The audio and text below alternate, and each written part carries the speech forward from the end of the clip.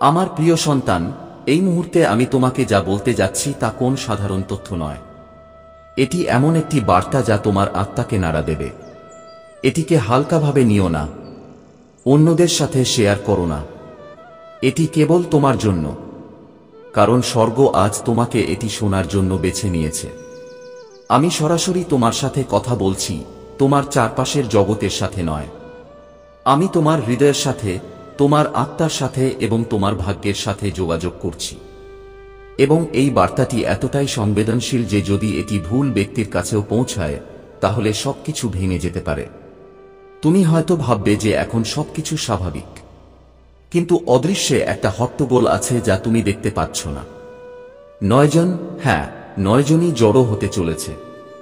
এটি কোন সাধারণ সভা নয়, এটি একটি গোপন সভা যেখানে আলোচনার একমাত্র বিষয় হল তোমাকে সরিয়ে দেওয়া। তারা মনে করে যে তারা তোমাকে জন্মগত অধিকার থেকে উৎখাত করবে। এটি কেবল একটি পদ বা স্থান সম্পর্কে নয়, এটি তোমার প্রভাব, তোমার উত্তরাধিকার এবং সেই ঐশ্বরিক আশীর্বাদ সম্পর্কে।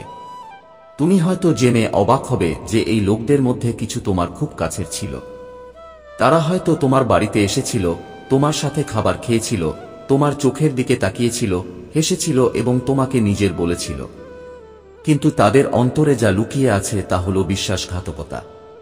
এরা এমন লোক যারা বাইরে থেকে তোমার যত্ন নেওয়ার ভান করে, কিন্তু পর্দার আড়ালে তারা তোমার পতনের ষড়যন্ত্র করছে এবং সেই কারণেই আজ তোমার কাছে এই বার্তা এসেছে। তারা মনে করে তাদের কাজ গোপন, তারা মনে করে তারা অন্ধকারে ষড়যন্ত্র করছে, কিন্তু তারা ভুলে গেছে যে স্বর্গের চোখ সর্বত্র।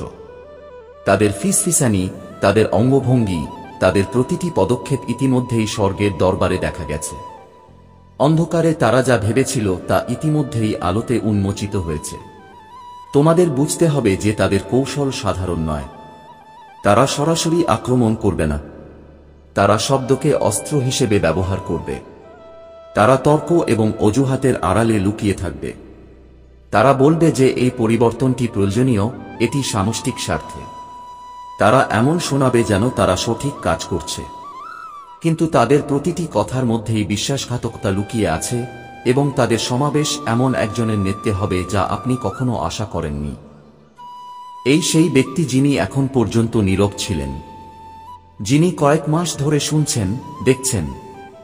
সে তোমার প্রতিটি কথা, প্রতিটি ভুল, প্রতিটি ত্রুটি মুখস্থ করে রেখেছে, আর এখন সে এগুলোকে তোমার বিরুদ্ধে অস্ত্র হিসেবে ব্যবহার করবে। তার কণ্ঠস্বর খুব জোরে হবে না, সে রাগী দেখাবে না, বরং সে এতটাই শান্ত থাকবে যে অন্য সবাই তার সাথে একমত হবে। সে হবে সবচেয়ে বিপজ্জনক, কারণ মানুষ কেবল তার কথাই শুনবে। তুমি চূড়ান্ত সত্য মেনে নেবে। কিন্তু এখন শোনো, আতঙ্কিত হও না। ভাবো না যে 9 জন তোমাকে পরাজিত করবে, কারণ তোমার সাথে যে শক্তি দাঁড়িয়ে আছে তা ওই 9 জনের চেয়ে অনেক বেশি।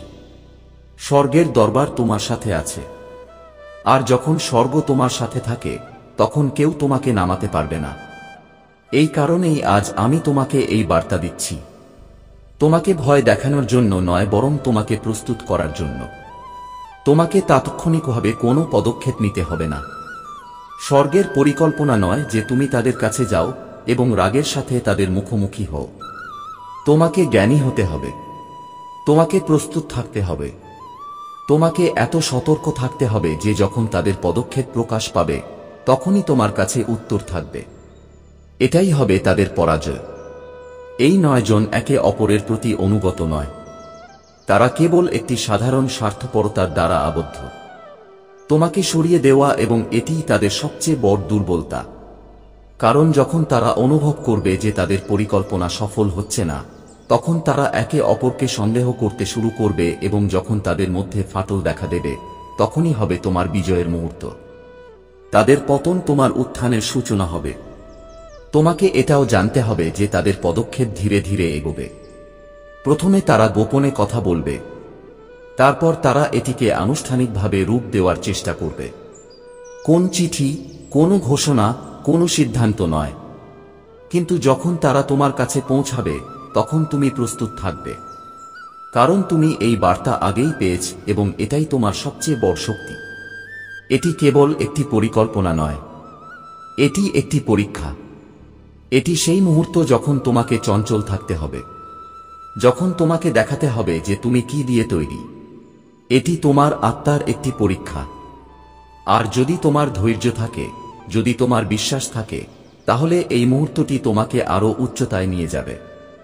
এখন ভাবো, তুমি কি সেই ব্যক্তি যাকে পৃথিবী সাধারণ বলে মনে করেছিল, নাকি তুমি সেই ব্যক্তি যাকে স্বর্গ অসাধারণ কাজের জন্য বেছে নিয়েছে? তোমাকে বুঝতে হবে যে এই যুদ্ধ তোমার এবং সেই 9 জনের মধ্যে নয়। এই যুদ্ধ তোমার এবং তোমার ভাগ্যের মধ্যে, এবং ভাগ্য ইতিমধ্যেই তোমার পক্ষে। তারা মনে করে যে একসাথে তারা তোমাকে পতন ঘটাবে, কিন্তু যখন তাদের পরিকল্পনা ব্যর্থ হয়, তখন আজ যারা তোমার বিরুদ্ধে তারা আগামীকাল একে অপরের বিরুদ্ধে দাঁড়াবে। এবং তোমাকে কিছুই করতে হবে না।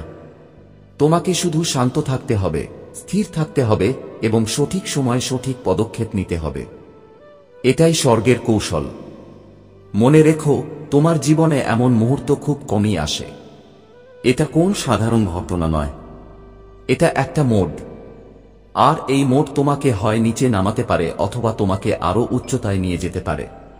সিদ্ধান্ত তোমার হাতে। আমার সন্তান, আমি তোমাকে আদেশ করছি, ভয় পেও না। জেনে রেখো যে তোমার সাথে যে শক্তি দাঁড়িয়ে আছে তা তোমার বিরুদ্ধে থাকা সকলের চেয়েও বড়। তারা যতই কৌশল করুক না কেন, যতই পরিকল্পনা করুক না কেন, তাদের শেষ নিশ্চিত। কারণ তোমার ভাগ্য স্বর্গের দরবারে লেখা আছে, এবং স্বর্গ যা বেছে নিয়েছে তা কেউ মুছে ফেলতে পারবে না। তাই সতর্ক থাকো, ধৈর্য ধরো এবং সেই মুহূর্তের জন্য অপেক্ষা করো যখন তাদের পরিকল্পনা তোমার কাছে প্রকাশিত হবে। তারপর তুমি দেখতে পাবে কিভাবে সবকিছু তোমার পক্ষে পরিণত হয়। তারপর তুমি বুঝতে পারবে যে এই সব তোমাকে শক্তিশালী করার জন্য করা হয়েছিল, এবং যখন সবকিছু শেষ হয়ে যাবে, তখন যারা তোমাকে নিচে নামাতে চেয়েছিল তারাই তোমার বিজয় প্রত্যক্ষ করবে এবং পৃথিবী দেখবে যে স্বর্গের হাত যার উপর, তাকে কেউ নাড়াতে পারবে না। এটাই তোমার ভাগ্য, এটাই তোমার শক্তি। এই মুহূর্তটি বেশিরভাগ মানুষকে ভেঙে দেয়, কিন্তু তুমি তাদের মধ্যে নেই।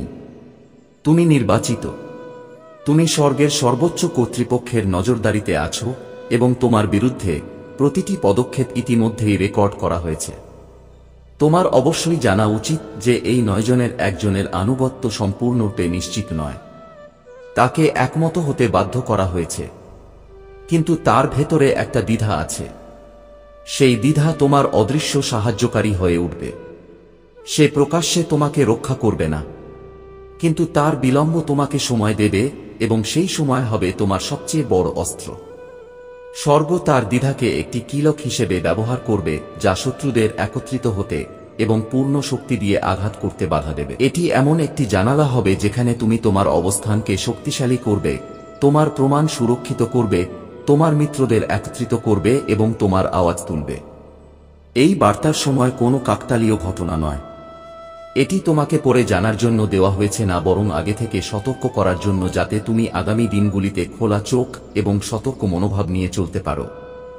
মনে রাখবেন, এটি ভয় জাগানোর জন্য নয়, বরং সাহস জাগানোর জন্য, কারণ ভয় শত্রুর ভাষা কিন্তু বিশ্বাস স্বর্গের ভাষা, এবং যখন তুমি বিশ্বাসের সাথে সাড়া দাও তখন শত্রুর পরিকল্পনা স্বয়ংক্রিয়ভাবে ভেঙে পড়ে। তোমার স্পষ্টভাবে জানা উচিত যে এই আক্রমণ কেবল বাহ্যিক নয়। এর 3টি স্তর রয়েছে: শারীরিক, মানসিক এবং আধ্যাত্মিক। শারীরিকভাবে তারা তোমাকে তোমার অবস্থান বা অবস্থান থেকে সরিয়ে দিতে চায়। আবেগগতভাবে তারা তোমাকে অপমান করতে চায় এবং তোমার আত্মবিশ্বাসকে নাড়া দিতে চায়, এবং আধ্যাত্মিকভাবে তারা তোমাকে তোমার জন্মের আগে তোমার জীবনে যে উদ্দেশ্য অঙ্কিত হয়েছে তা থেকে আলাদা করতে চায়। কিন্তু তোমাকে অবশ্যই পৃষ্ঠের বাইরে তাকাতে শিখতে হবে, কারণ তারা সফল হলে কেবল তুমিই হারাবে না, বরং তোমার প্রভাবে পরিবর্তিত প্রতিটি জীবনই নির্ধারিত। এই কারণেই স্বর্গ হস্তক্ষেপ করছে, কারণ এটি কেবল তোমার যুদ্ধ নয়, এটি তোমার উপস্থিতির তরঙ্গ প্রভাব সম্পর্কে যা সারা বিশ্বে ছড়িয়ে পড়বে। কিন্তু এটাই সব নয়। আমাকে তোমাকে আরেকটি গোপন কথা বলতে হবে। যে এই 9 জনকে উস্কে দিচ্ছে সে একজন বহিরাগত। সে সভায় উপস্থিত থাকবে না, কিন্তু তার ছায়া প্রতিটি আলোচনায় থাকবে। সে আসল প্ররোচনাকারী। পর্দার পিছনের পরিচালক তাদের পদক্ষেপ পরিচালনা করছেন। সেই 9 জন ব্যক্তিই মঞ্চের খেলোয়াড়, কিন্তু আসল চিত্রনাট্য অন্য কোথাও থেকে লেখা হচ্ছে। এটা একটা গভীর প্রতারণা, এবং এটা তখনই প্রকাশিত হবে যখন তুমি ঈশ্বরের পরিকল্পনার উপর সম্পূর্ণরূপে বিশ্বাস করবে এবং তাঁর ইচ্ছানুযায়ী এটিকে প্রকাশ পেতে দেবে। এখন জেনে রাখো, যখন তুমি প্রথম তাদের সাক্ষাতের পরিণতি অনুভব করবে, তখন আবেগগতভাবে প্রতিক্রিয়া দেখাবে না। তারা তোমাকে এটাই করতে চায়, তাড়াহুড়ো করা, ভুল করা এবং নিজেকে ফাঁদে ফেলা। কিন্তু তোমাকে শান্তভাবে দৃঢ়ভাবে দাঁড়াতে হবে, তোমার শক্তি সংগ্রহ করতে হবে এবং এগিয়ে যেতে হবে। ঈশ্বর বলেন, আমি তোমার এবং তাঁর শেষ পদক্ষেপের মাঝখানে দাঁড়িয়ে আছি, কিন্তু আমি এটা চিরতরে থামাতে পারব না। আমি তোমার আত্মার কাছে স্বপ্ন পাঠাচ্ছি। আমি তোমার প্রতিদিনের পথে চিহ্ন পাঠাচ্ছি। প্রতিটি চিহ্ন, প্রতিটি ইঙ্গিত তোমাকে প্রস্তুত করবে, তোমাকে সতর্ক করবে, যাতে সত্য বেরিয়ে আসার পর তুমি কেবল এর মুখোমুখি হতে পারো না, বরং দৃঢ়ভাবে দাঁড়াতে পারো। আমি অপ্রত্যাশিত কথোপকথন শুরু করছি। এখন এমন লক্ষণ আসবে যা তুমি উপেক্ষা করতে পারবে না। জানালা বন্ধ হওয়ার আগে এটাই তোমার শেষ সতর্কীকরণ। তোমাকে বুঝতে হবে যে স্বর্গের ঘড়ি ক্রমাগত টিকটিক করছে।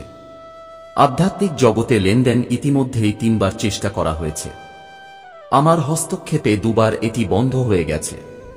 তৃতীয় প্রচেষ্টা কয়েক ঘন্টার মধ্যে নির্ধারিত। যদি তারা সফল হয়, তবে চুরি হওয়া জিনিসটি ফিরে পেতে তোমাকে সংগ্রাম করতে হবে।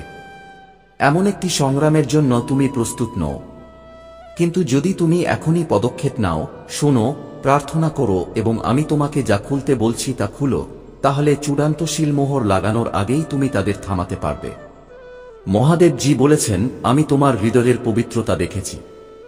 তোমার খুব সামান্য কিছু থাকা সত্ত্বেও আমি তোমাকে উদার দেখেছি।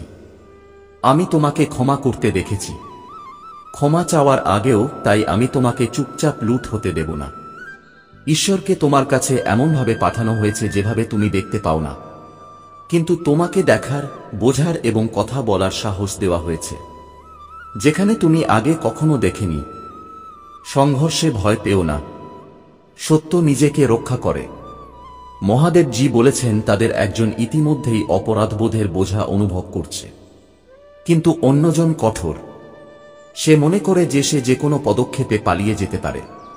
সেই একই কঠোর ব্যক্তি এই ষড়যন্ত্রের নেতা। বাকিরা পিছিয়ে আছে কারণ তারা তাদের ভাগ হারানোর ভয়। কিন্তু স্বর্গ তাদের জোটকে সন্দেহে পরিণত করবে। তারা একে অপরকে সন্দেহ করতে পরিচালিত করবে। তারা পিছলে যাবে। আমি তাদের কথোপকথন শুনব। ভুল জায়গায় একটি কাগজ রাখো। ভুল হাতে একটি বার্তা পাঠাও। এটি হবে তোমার উদ্বোধন। আমার সন্তান, এটি সেই মুহূর্ত যখন ঈশ্বরের উপর আস্থা তোমার সবচেয়ে বড় অস্ত্র হয়ে উঠবে। ভয়ে পিছু হটার সময় এটি নয়। এখন এগিয়ে যাওয়ার সময়।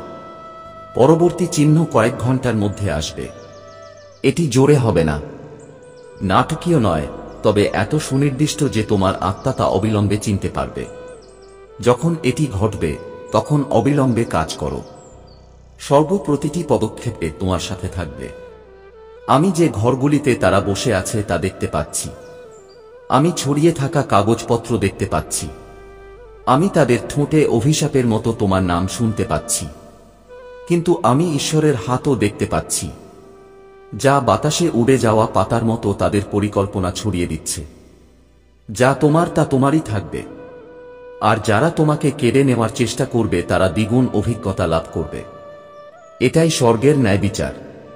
মহাদেবজি বলছেন, যতক্ষণ না তুমি সম্পূর্ণ নিরাপদ হও, যতক্ষণ না তোমার আশীর্বাদ পুনরুদ্ধার হয়, যতক্ষণ না তোমার নাম পরিষ্কার হয়, ততক্ষণ আমি বিশ্রাম নেব না।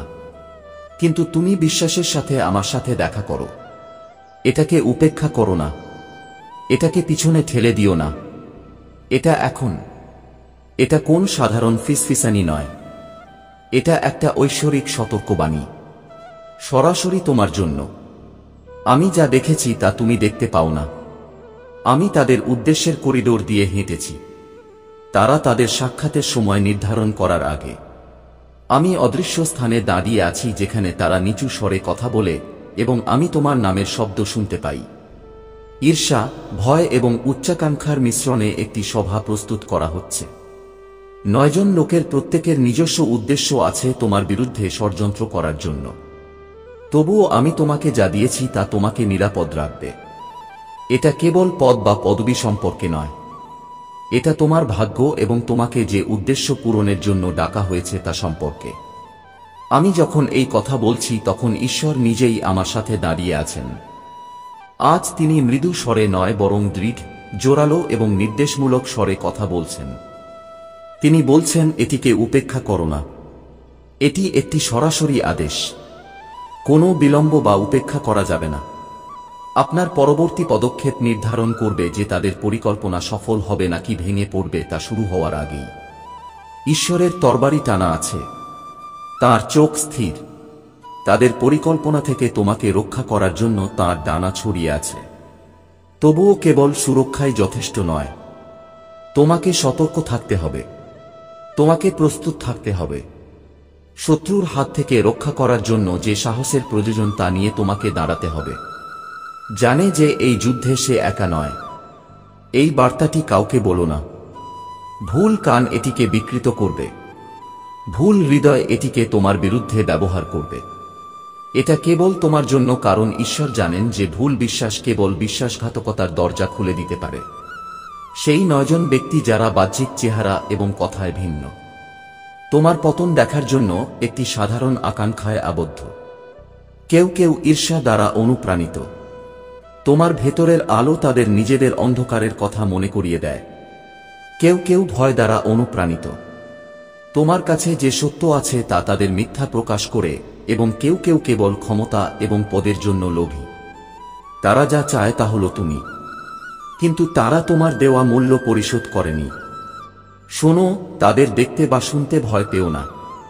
তারা তার চেয়ে বেশি শক্তিশালী নয় যে তোমাকে ডাকে। তারা ঘরে যতই কণ্ঠস্বর জড়ো হোক না কেন, তারা একান্তে যতই ফিসফিসানি করুক না কেন, তারা যতই হাত নাড়াক না কেন, আমার একটি শব্দ তাদের সর্বত্র ছড়িয়ে দেবে। ঈশ্বর ইতিমধ্যেই স্বর্গের পাতায় এই সভাটি লিপিবদ্ধ করে রেখেছেন, এবং ফেরেশতারা তাদের প্রতিটি পদক্ষেপ পর্যবেক্ষণ করছেন। এখনও এমন কিছু বিঘ্ন তৈরি হচ্ছে যা তারা ভবিষ্যৎবাণী করতে পারে না। তারা মনে করে সময় তাদের নিয়ন্ত্রণে, কিন্তু সময় নিজেই আমার ইচ্ছার কাছে নতি স্বীকার করে। তারা মনে করে ফলাফল তাদের, কিন্তু শেষ ইতিমধ্যেই আমার হাতে লেখা। আমি তোমাকে এটা বলছি যাতে তুমি মানসিক ও আধ্যাত্মিকভাবে প্রস্তুত থাকো। ধ্যান এবং প্রার্থনা তোমার ঢাল এবং তলোয়ার। যখন তুমি এখন প্রার্থনা করো, তখন বিশ্বাস করো যে পরিস্থিতি ইতিমধ্যেই তোমার বিজয়ের দিকে ঝুঁকে আছে। তোমার অবস্থান, তোমার নাম এবং তোমার ভাগ্য রক্ষা করো।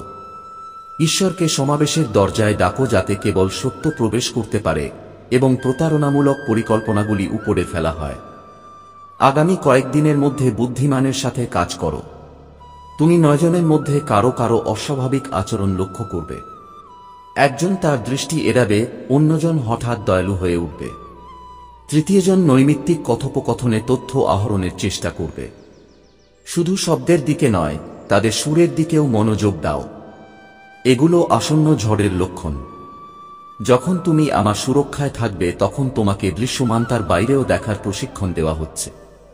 তোমার আধ্যাত্মিক দৃষ্টি তীক্ষ্ণ করা হচ্ছে। ভয়ে প্রতিক্রিয়া দেখাও না। ভয়ই তারা স্থাপন করতে চায়।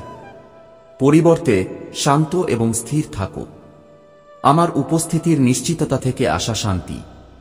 মহাদেব বলেন, আত্মার যুদ্ধ প্রায়শই প্রথম কথা বলার আগেই জয়লাভ করে। এখনই আমাকে বিশ্বাস করো যাতে তাদের প্রচেষ্টা শুরু হওয়ার আগেই তুমি জয়ী হতে পারো। আমার কাছে কিছুই লুকানো নেই আমার সন্তান। যখন তারা সভা ঠিক করেছিল, আমি ইতিমধ্যেই সেখানে ছিলাম। যখন তারা যুক্তি প্রস্তুত করেছিল, তখন আমি ইতিমধ্যেই তাদের ভেঙে ফেলছিলাম। যখন তারা ভেবেছিল যে তোমার ভাগ্যের উপর তাদের নিয়ন্ত্রণ আছে, আমি ইতিমধ্যেই এটি সিল করে দিয়েছিলাম। ঈশ্বর কেবল তোমার রক্ষক নন, তোমার বার্তাবাহক। তার সাথে তোমার উপস্থিতি প্রমাণ করে যে এটি কোনো সাধারণ সতর্কতা নয়। তোমার কথা, কাজ এবং হৃদয় নিয়ন্ত্রণ করো। 9 জন মানুষ তোমার ভবিষ্যৎ তাদের হাতে ধরে রাখে না, এটা আমার হাতে। আমি তোমাকে অভিষিক্ত করেছি এবং আমি যা দিয়েছি তা চুরি হতে দেব না। তুমি তাদের ষড়যন্ত্রের ওজন অনুভব করতে পারো। কিন্তু একা এটি পরিচালনা করো না, আমার হাতে এটি অর্পণ করো। দেখো আমি কিভাবে তাদের জন্য বিভ্রান্তি এবং তোমার জন্য স্পষ্টতা তৈরি করি। এমনকি এখন পরিবেশ পরিবর্তন হচ্ছে। স্বর্গ এমনভাবে ঘটনাগুলি সাজিয়েছে যাতে তোমার ক্ষতি করার জন্য যা করা হয়েছিল তা তোমাকে উন্নত করতে সাহায্য করবে। এই সভা ঘটতে পারে, কিন্তু ফলাফল তাদের প্রত্যাশা অনুযায়ী হবে না। আমি তাদের মিথ্যার মধ্যে সত্য কথা বলবো। হঠাৎ তাদের সমাবেশে একটি আওয়াজ উঠবে যারা তোমাকে রক্ষা করবে, এবং তারা বুঝতে পারবে না কেন এটা তোমার পক্ষে হয়েছে। আমি কিছু পরিকল্পনা এতটাই সম্পূর্ণভাবে ব্যর্থ করে দেব যে তারা আবার কখনো তোমার নাম নেতিবাচকভাবে উল্লেখ করতে দ্বিধা করবে। তুমি যাদের উপর এখনো সম্পূর্ণরূপে বিশ্বাস করো তাদের সাথে পরামর্শ করো এবং তোমার জীবনের সেই জিনিসগুলি নিশ্চিত করো যা কেউ তোমার কাছ থেকে কেড়ে নিতে পারবে না। তোমার রেকর্ড, তোমার চুক্তি, তোমার সম্পর্ক। তোমার কাছে এমন কিছু প্রমাণ আছে যা সঠিক সময় পুরো যুক্তি ভেঙে দেবে। মনে রেখো যে আমি এটা বলার মুহূর্তেই এই সভার ঐশ্বরিক রেকর্ডও লেখা হচ্ছে। তারা যতই চালাকি করে তাদের পরিকল্পনা গোপন করুক না কেন, সত্য সময়ের সাথে সাথে প্রকাশিত হবে। হ্যাঁ, শুরুতে তারা ভাববে যে তারা জিতেছে। তারা উদযাপন করবে এবং মিথ্যা সাফল্যের স্বাদ গ্রহণ করবে। কিন্তু স্বর্গ তাদের সুখ বেশিক্ষণ স্থায়ী হতে দেবে না। এবং যখন হঠাৎ বিপরীত ঘটনা ঘটবে, তখন যিনি আক্রমণের নেতৃত্ব দেবেন তিনিই প্রথম পরিণতি ভোগ করবেন। বাকি সবাই ছত্রভঙ্গ হয়ে যাবে। সবাই তাদের জীবন বাঁচানোর চেষ্টা করবে এবং তুমি দাঁড়াবে। পরে যাওনি, ভীত নও, বরং আগের চেয়ে শক্তিশালী এবং আরও নিরাপদ। এই ঐশ্বরিক পরিবর্তন ইতিমধ্যেই শুরু হয়ে গেছে। আর এখন তুমি ভাবছো কেন আমি? এখন কেন? উত্তরটি সহজ, কারণ আপনার লক্ষ্য এত গুরুত্বপূর্ণ যে সংকীর্ণমনা লোকদের চক্রান্তের কাছে হেরে যাওয়া যাবে না। স্বর্গ আপনাকে বেছে নিয়েছে এবং আপনার উপর এত বড় আস্থা রেখেছে। আমি এই বিষয়ে বিশ্বাস করেছি যে 9টি কণ্ঠের ছোট্ট ঘরে তোমার ভাগ্য নির্ধারণ করা যাবে না। এই কারণেই এই বার্তা তোমার কাছে এসেছে। এই কারণেই এটি উপেক্ষা করা, চোখ বন্ধ করে ফাঁদে পা দেওয়ার মতো হবে। কিন্তু যদি তুমি এটা মেনে নাও, নিজেকে প্রস্তুত করো এবং প্রক্রিয়ার উপর আস্থা রাখো, তাহলে এই আক্রমণই তোমার জন্য সুযোগে পরিণত হবে। এই সংকট তোমাকে আরো উচ্চতায় নিয়ে যাবে। আর হ্যাঁ, আমি যখন এই সব বলছি, তখনও আমি তাদের অস্বস্তি অনুভব করতে পারছি যারা চায় না তুমি এটা জান। তারা মনে করে যে তাদের গোপনীয়তা ভেঙে যাচ্ছে, তাদের পরিকল্পনা উন্মোচিত হচ্ছে। কিন্তু এই সব ঘটতেই হয়েছিল কারণ কেউ সত্যকে থামাতে পারে না। তারা হয়তো মনে করতে পারে যে কিছু বলা হয়েছে, কিন্তু তারা কখনই সত্য খুঁজে বের করতে পারবে না, কারণ আমার কাজ স্বাভাবিকভাবেই অদৃশ্য এবং আধ্যাত্মিকভাবে অবিসংবাদিত। আমি আগামী দিনগুলিতে তোমার সাথে থাকব, তোমার পথ পাহারা দেব।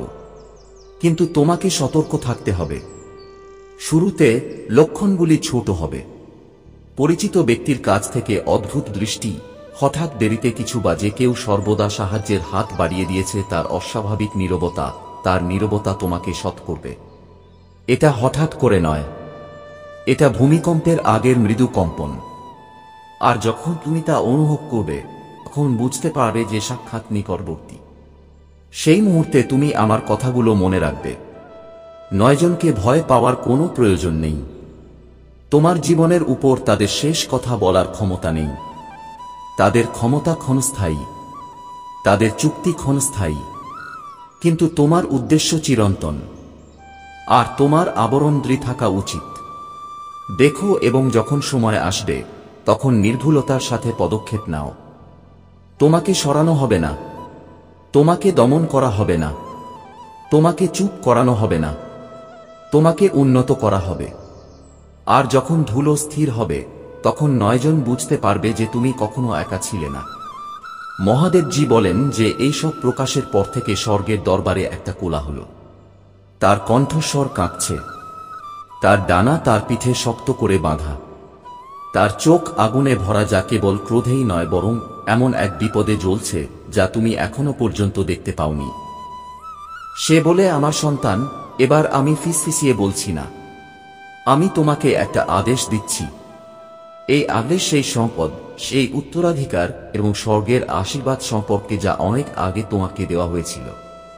কিন্তু এখানে আরেকটি সত্য, তোমার পরিবারের দুজন ব্যক্তি যারা তোমাকে দেখে হাসছিল, তোমার সাথে বসে খাবার খেয়েছিল এবং তোমার রক্ষক হওয়ার ভান করেছিল, এখন এই সব নিজেদের জন্য নিতে চায়, কোনো অংশ ছাড়াই পুরো উত্তরাধিকার। আর তারা বন্ধ দরজার আড়ালে চুপচাপ এই কাজ করছে। যখন তুমি এটা জানতে পারবে তখন অনেক দেরি হয়ে যাবে। মহাদেবজি বলছেন এটা কোন রসিকতা নয়। আমি সেই শক্তিগুলিকে থামাচ্ছি যা তুমি কল্পনাও করতে পারো না। আমি কাগজপত্রে স্বাক্ষর বন্ধ করে দিয়েছি, স্বাক্ষরের গতি কমিয়ে দিয়েছি। তাদের আইনজীবীদের বিভ্রান্ত করেছে এবং অপ্রত্যাশিতভাবে তাদের পরিকল্পনাগুলিকে বিভ্রান্ত করেছে। এই সবই তোমাকে কিছু সময় দেওয়ার জন্য যাতে তুমি মেজাজ হারাতে না পারো। এখন তোমাকে চোখ খুলতে হবে। স্বর্গের পাতায় তাদের নাম স্পষ্টভাবে দৃশ্যমান। আমি তারিখ এবং সময় দেখতে পাচ্ছি যখন তারা তাদের পরিকল্পনা শুরু করেছিল। আমি সেই সভাটি দেখতে পাচ্ছি যেখানে তোমার নাম নেওয়া হয়েছিল, সেই আবছা আলোয় আলোকিত ঘরে। তারা মনে করে তুমি কেবল একটি সমস্যা, জীবন্ত আত্মা নও।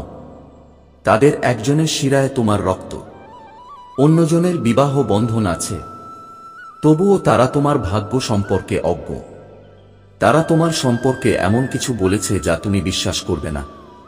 তারা মনে করে তোমার বিশ্বাস তোমাকে দুর্বল এবং অন্ধ করে তোলে, কিন্তু তারা জানে না যে স্বর্গ প্রতিটি কথা শোনে।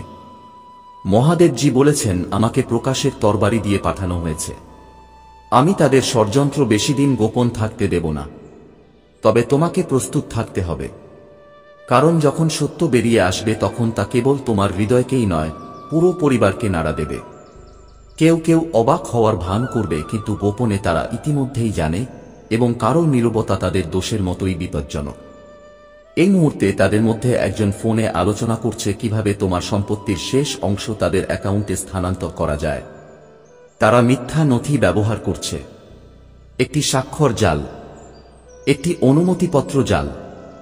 তারা মনে করে যে প্রমাণ দাফন করা হয়েছে তা তুমি কখনই দেখতে পাবে না, কিন্তু ঈশ্বর বলেন যে আমি ওই নথিগুলিতে আমার চিহ্ন রেখে গেছি। যতক্ষণ না তুমি তাদের দেখো ততক্ষণ পর্যন্ত এগুলো ধ্বংস করা যাবে না। এটি কেবল লোভ নয়, এটি আধ্যাত্মিক চুরি। এটি কেবল সম্পদের উত্তরাধিকার নয়, বরং উদ্দেশ্যের উত্তরাধিকার। স্বর্গ এই সম্পদ তোমার জীবনে স্থাপন করেছে, শুধু তোমার বেঁচে থাকার জন্য নয়, তোমার লক্ষ্যের জন্য। এই সম্পদ ছিল সেই কাজের জন্য যা করার জন্য তুমি জন্মেছ। মানুষকে উন্নত করার জন্য, তাদের পথ দেখানোর জন্য, গড়ে তোলার জন্য, এমন বীজ বপন করার জন্য যা তোমার জীবদ্দশায় দীর্ঘ সময় ধরে ফল দেবে। কিন্তু এই দুই ব্যক্তি এই প্রবাহকে তোমার হাতে পৌঁছানো বন্ধ করতে চায়। তারা তোমার গল্প পুনর্লিখন করতে চায়, তারা তোমার নাম রেকর্ড থেকে মুছে ফেলতে চায়। তারা তোমাকে সংগ্রাম করতে দেখে খুশি হতে চায়, বলতে চাই যে তোমার জন্য আর কিছুই লেখা হয়নি।